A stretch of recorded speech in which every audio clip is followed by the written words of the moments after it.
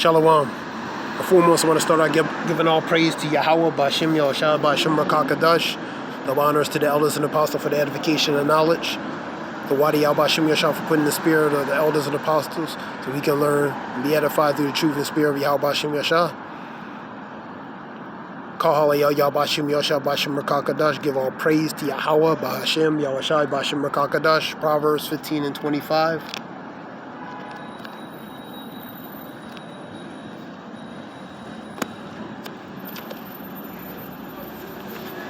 This is Proverbs 15 and 25.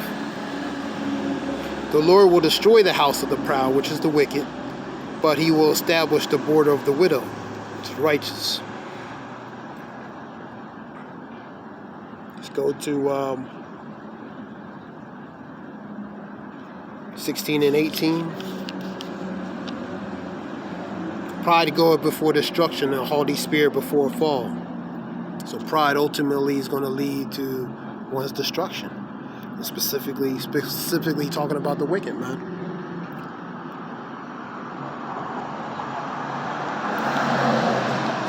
(16) 14 and 3.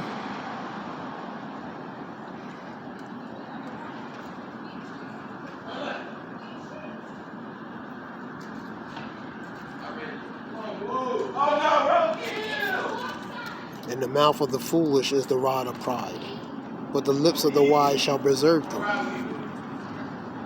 So the mouth of the foolish is the rod of pride, man. Their mouth, but ultimately the mindset, man. You know, their heart, man. So, and that's going to lead to ultimately their destruction. And relating to the mouth of the foolish is the rod of pride. That tongue, man, leads. That could be either a life or the death of you, man. Let's go to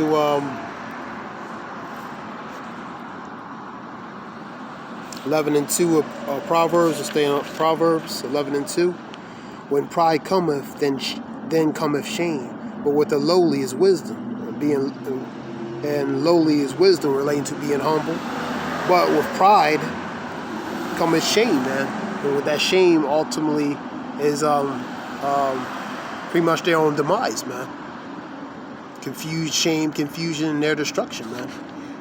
You know.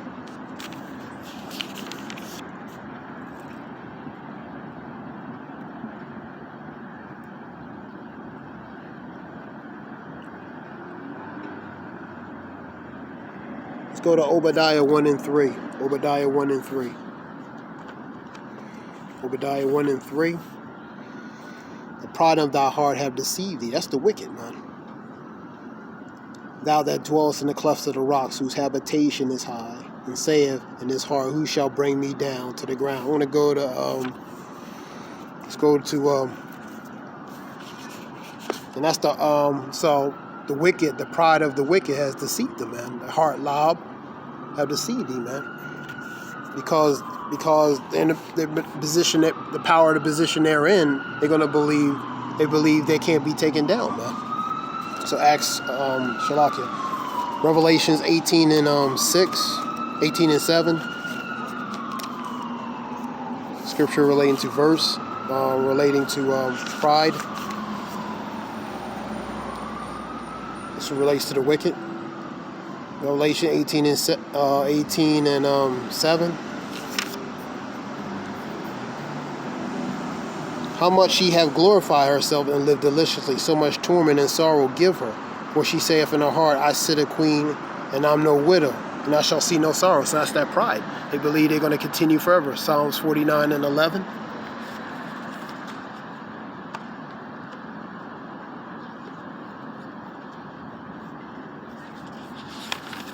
Psalms 49 and 11. Their inward thought is that their houses shall continue forever, and their dwelling places to all generations.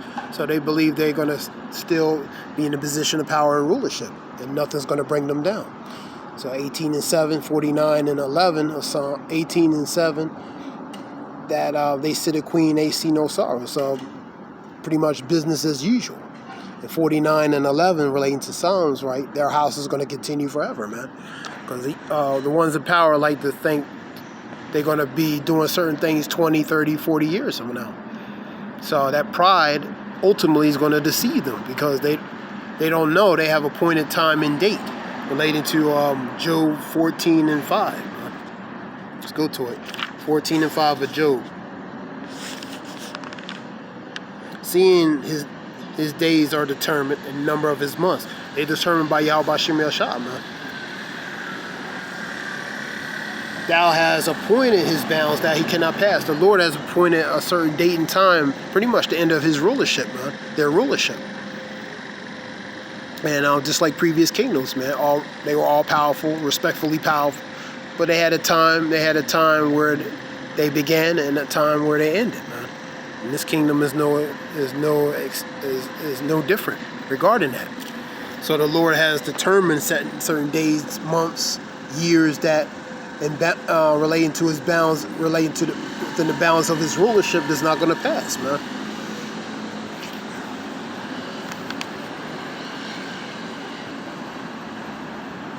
Let's go back to Obadiah. Let's go back to Obadiah. Let's go back to Obadiah 1 and 3 again.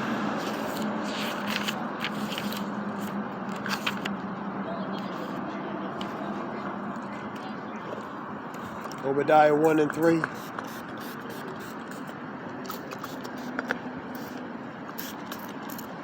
Obadiah 1 and 3.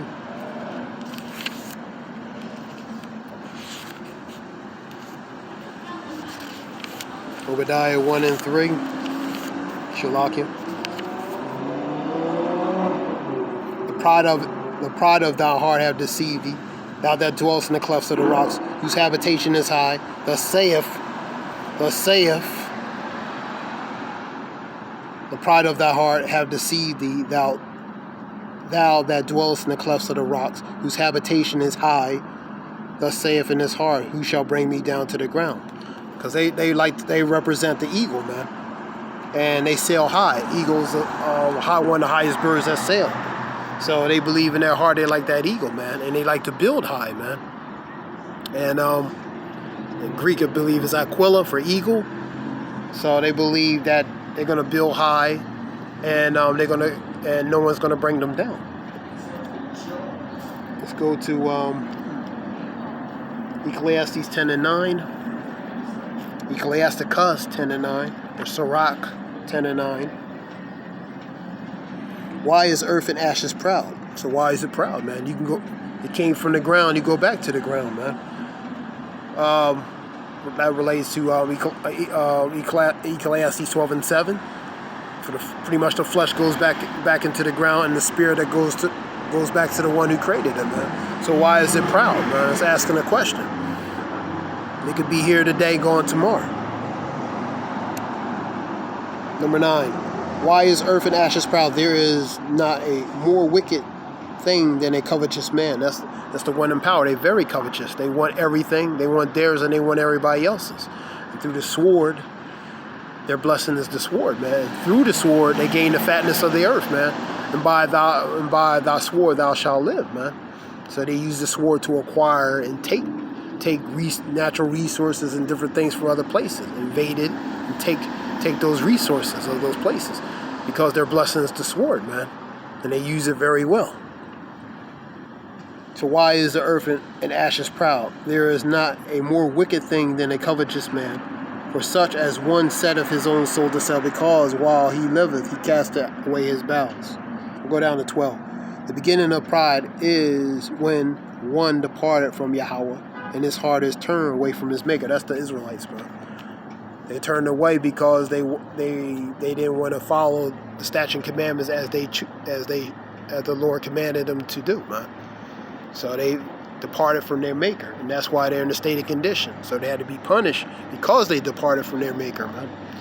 By, for example, being cut off as a nation. Jeremiah 17 and 4. Cut their heritage, their people before a place, and they were dispersed, scattered, pretty much all over the diaspora, and other base of nations were made to rule over them, right? Give you an example of the folly set in great dignity.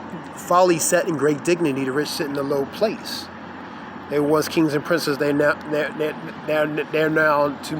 now made to be servants, man.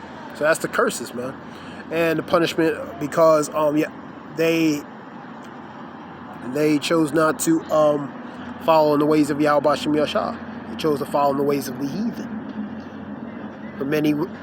For wicked men are among Israel persuaded and make a covenant with the heathen, and with that many sorrows. First of Maccabees 1:11. So that covenant, man. So when they made that covenant and they ultimately turned their back from their maker, man.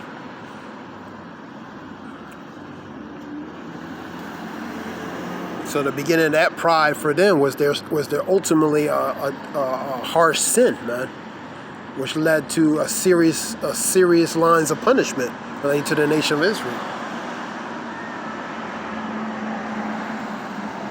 And we'll finish it up, 13. For the pride is the beginning of sin, and he that have it shall pour out abominations. Therefore, the Lord brought upon them strange calamities.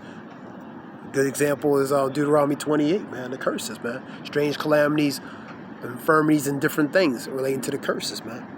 And overthrew them utterly. They overthrew them as a nation, man. But not permanently for their destruction, but for their punishment, because they moved the Lord to wrath, relating to Baruch 4 and 6. Go to finish it off. The Lord have cast down the thrones of proud princes and set up meek in their stead. So there was always wicked kings and righteous kings, and that's the balance, man. You got wicked and you got righteous.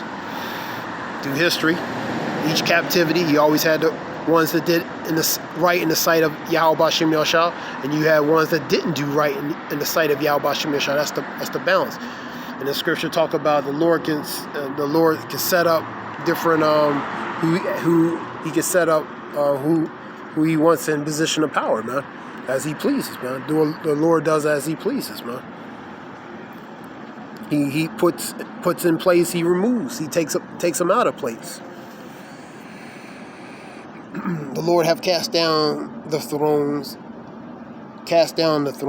of proud princes and set up the meek in their stead. The Lord have plucked up the roots of the proud nations and planted the lowly in their places. So those proud, he plucked them up, he removed them, and put lowly, more established ones that will follow in the ways of Yahweh Bashem Yashah. And each kingdom, for example, is a perfect example of that. Even to this one. Let's go to 2 Peter 6 and 8. 2 Peter 6 and 8. This is 2 Peter's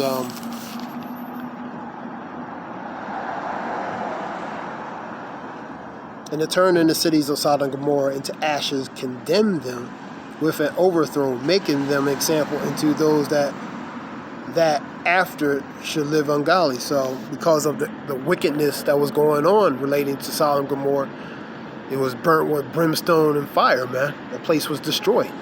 And only Lot and his family were Lot and his wife and his two daughters. But when his wife looked back, she became a pillar of salt. So pretty much Lot and his two daughters. But everybody else was destroyed, man. And fast forward, this is modern Sodom and Gomorrah relating to America, man. This is the new modern day Sodom and Gomorrah. 7. And deliver just Lot, vexed with filthy conversation of the wicked. Filthy conversation, the ways of the world relating to the wicked, man. The conversations, the vibration of their manners, and pretty much their wicked deeds, man. Their wicked ways. So Lot was vexed by that, man, because he being around that. Number 8. For the righteous man dwelleth among them, seeing and hearing. And those filthy conversations goes on pretty much of what the things they do, man. The things they say they're going to do and things they actually do. 8. For For the righteous man dwelleth among them, and seeing and hearing vex his righteous soul from day to day with their unlawful deeds. Their unlawful deeds relating to their wickedness, man, their wicked deeds. Each kingdom went through that, man. Right now, as well as this one. The men of the Lord, they go through being vexed with different things. The vibration, the wicked vibration, pretty much of the people of this world and society, man, and the things they do, man. So the men of the Lord are vexed with that. Because hearing and seeing and being around that, man. But that relates to that patience, that tolerance, the endurance, and suffering, man. That's part of it, man. And it's also part of the curses, man, relating to our people, because we transgress against the Lord. So that's part of that punishment as well. Dealing with the 2/3 of our people being wicked, and this whole vibration of these other nations, and just the vibration of the kingdom, of this kingdom, and ones in the position that's set up, relating to pretty much unrighteousness, relating to this rulership, man.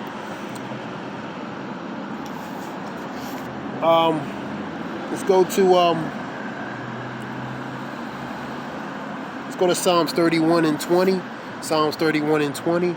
Psalms 31 and 20.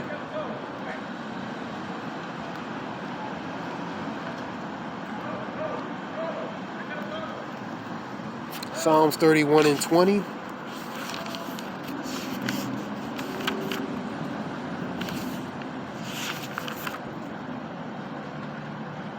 Thou shalt hide them in the secret of thy presence from the pride of man, wicked. And thou shalt keep them secretly in a pavilion like a tent, pretty much a tent of protection, man, from the strife of the tongues, man, and that's the wicked. So it's pretty much protecting that pavilion that relates to the Yahweh B'Shem Yashah, the righteous being in that pavilion and protected from the wicked, man. Let's go to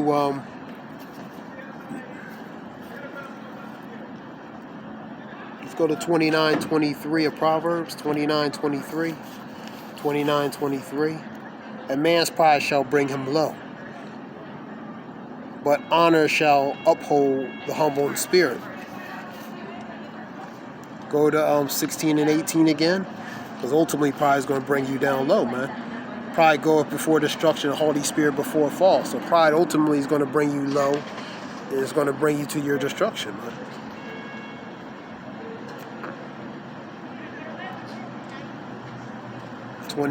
Back to 29 again, 23. A man's pride shall bring him low, but honor shall uphold the humble in spirit. And the prized man, right to example, the one in power here, is going to ultimately bring him low. Let's go to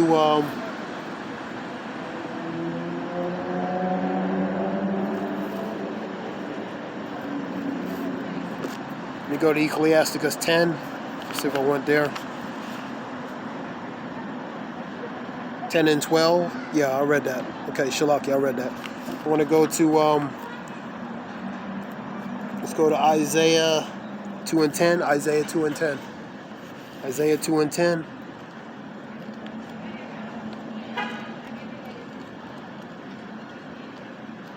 This is Isaiah 2 and 10.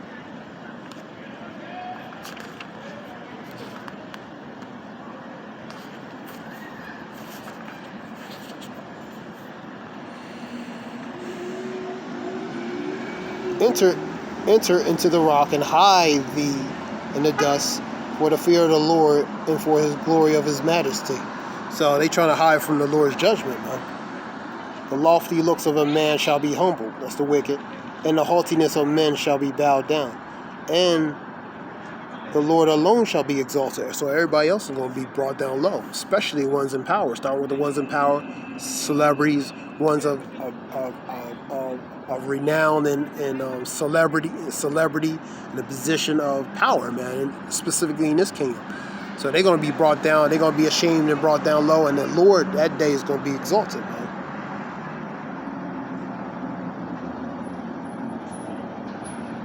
But the day of the Lord of hosts' army shall be upon everyone that is proud and lofty. That's the wicked specifically.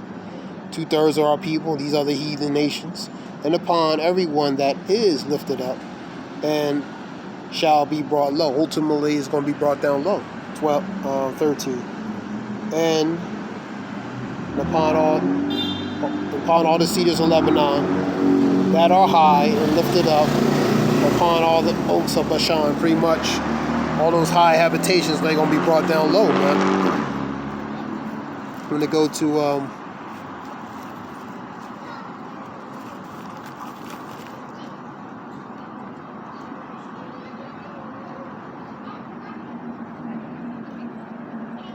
let's go to Proverbs 11 and 2. Right there. Proverbs 11 and 2. Proverbs 11 and 2.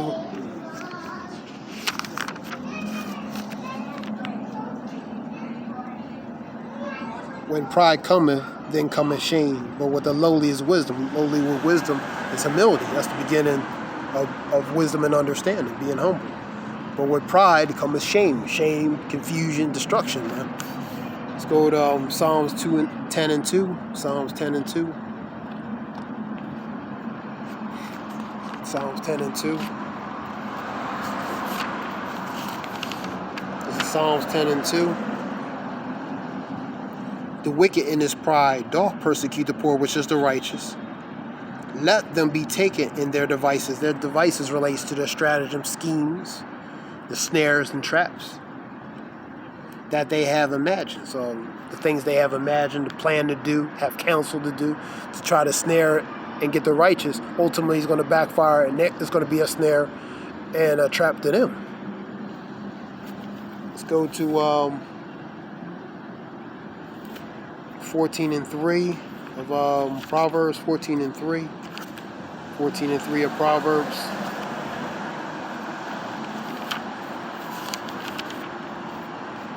And 3. In the mouth of the foolish is a rod of pride. The mouth of a foolish man is pride, man. That what he speaks, that's that pride, man. You know, the tongue is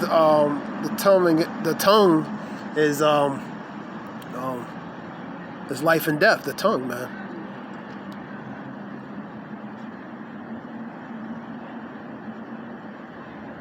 In the mouth of the foolish is the rod of pride, but the lips of the wise shall preserve them, man. So that tongue is pretty much can either be the life or the death of you, man. Let's go to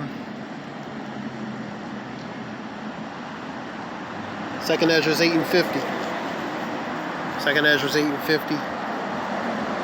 Before I go there, let me go to this one here. Proverbs 13 and 3. He that keepeth his mouth keepeth his life, but he that open wide his lips shall have destruction. It's pretty much the way what you speak, man. How you speak, that can determine the outcome, man. The tongue literally is between life and death, man. You know, that's life and death.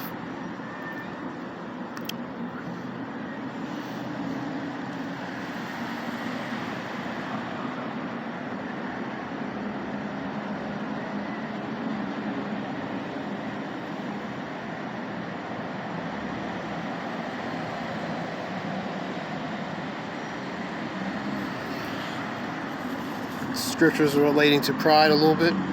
We'll go to 2nd Ezra 8 and 50. 2nd Ezra 8 and 50.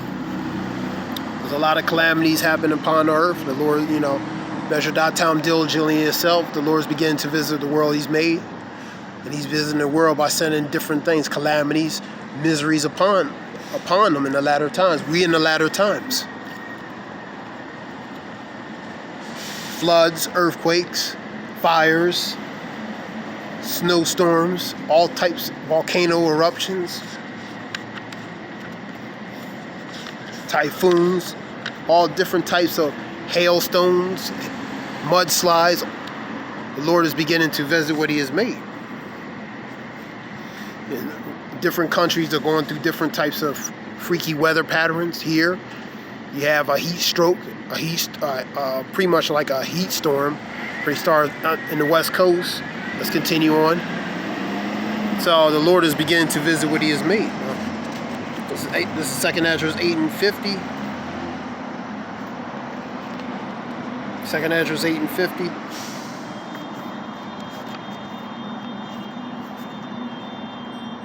2 Ezra 8 and 50. For many great misery shall be done to them in the latter times that shall dwell in the world, because they have walked in great pride. That's why. Because of the pride and the exceeding wickedness that's continuing on, man. The Lord is angry at the wicked every day, man. Psalm 7 and 11, man. So the Lord is beginning to visit. He's tired of seeing what He's seeing, man. So He's allowing the manifestation of Him visiting upon what the earth which He has made happening. We in a time of prophecy, man. Time of prophecy. I hope this helps whoever listens. This is something short. I want to give all praise to Yahweh Shem Yoshua Bashim Rakakadash. I hope it helps in some way. It's the water for listening. Shalom.